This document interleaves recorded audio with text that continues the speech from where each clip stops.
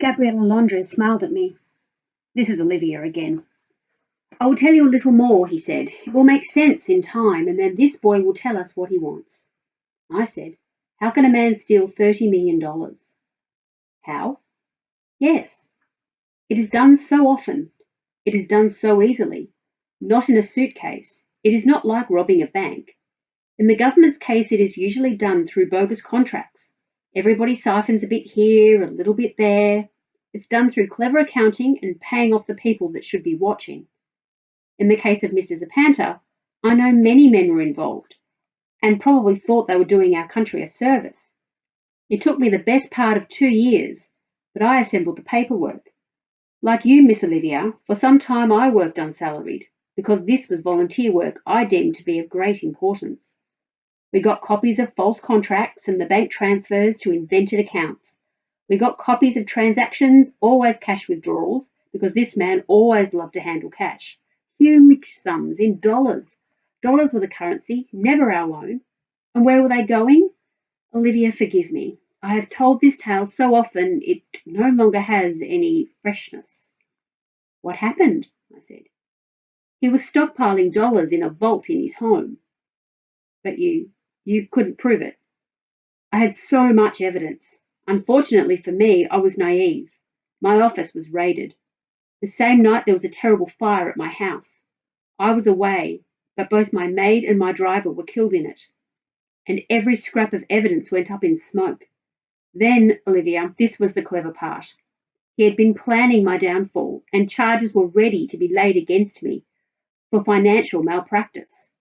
It was suggested that I had defrauded the government of $500,000, and it was proved that I had organised the murder of a well-known banker.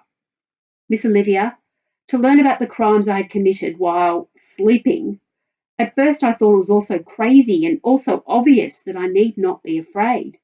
I had lawyers who were relaxed also, and sure of success. But the lawyers, I realised this way too late, had been bought, and they fed all my defence straight back to Mr. Zapanta. It is enough to make you laugh almost. The senator was smart. I was stupid. In this country, you pay for being stupid, just as you pay for being poor. After a few months, just as the case was going well and I was certain to win it, I was arrested. Like I said, I was convicted. He paused. I've been in jail ever since. Gardo stood up and pressed a cloth to the old man's forehead. I saw the old man hold Gardo's hand again. Please, sir, Gardo said suddenly, who is Dante Jerome? The old man looked at Gardo and then at me.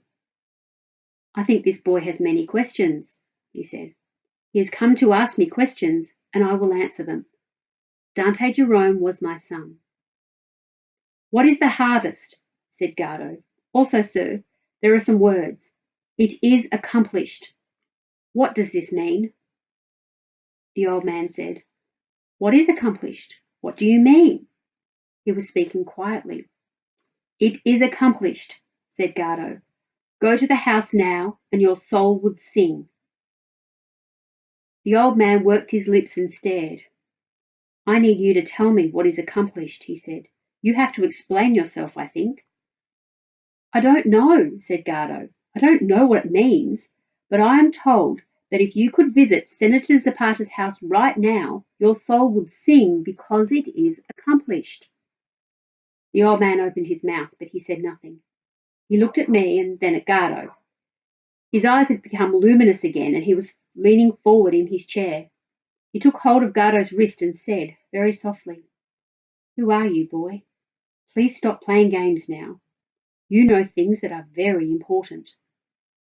I am from Bahala Dumpsite. Yes, a street boy, I knew it. He held Gardo tight. And that is one of the darkest streets, I think. I worked for many years with street children, my son also. You will think I am being cruel, Olivia, but under these new clothes I can smell the street. It never ever goes away. Why are you here, boy? Please tell me. Gardo said, Because I have found a letter from Mr. Jose Angelico, sir.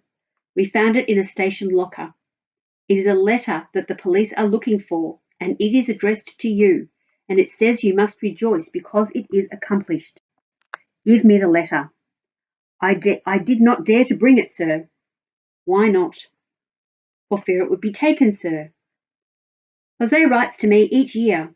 Why would you have a letter he wrote to me? We think he wrote it just before the police took him. We found it and... Why did the police take him? Where is he?